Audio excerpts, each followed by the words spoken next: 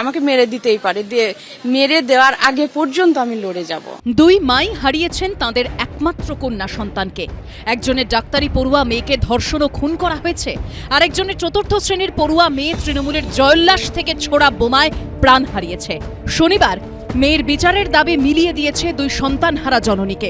মেয়ের বিচার চাইতে গিয়ে যখন পুলিশের বিরুদ্ধে মারধরের অভিযোগ করেছেন অভয়ের মা, তখন ভয়ঙ্কর আশঙ্কা প্রকাশ করলেন নদিয়ার কালীগঞ্জের তামান্নার মা। আমার পিছন ফিরে তাকানোর কেউ নেই, আমার হারানোর কিছু নেই। আমি আজকে হয়তো বাড়ি না ফিরতেও পারি, আমাকে হয়তো রাস্তা তো শেষ করে দিতে পারে।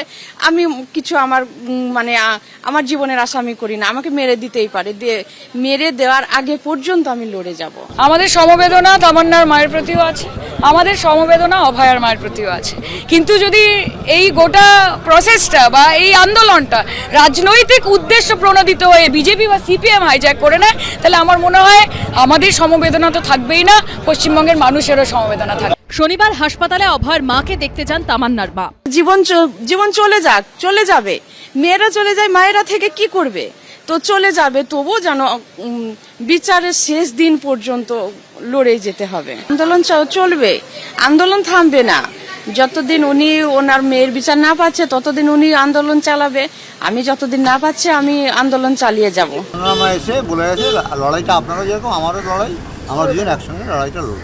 সন্তানহারা দুই পরিবারের অভিযোগে তৃণমূল সরকারের বিরুদ্ধে জানিয়ে চলছে রাজনৈতিক তরজাও। সমস্ত মায়েদেরকে আমি আহ্বান জানাবো, যাদের মেয়েরা এইভাবে ধর্ষিতা হয়েছেন, কম্প্রোমাইজ করতে হয়েছে কখনো কলেজের নেতাদের মন রাখতে গিয়ে, আর আপনার মেয়েদের ভবিষ্যৎকে যদি সুরক্ষিত করতে হয়, সমস্ত মায়েদেরকে এক হতে হবে। সরকার এসব নিয়ে চিন্তিত নয়।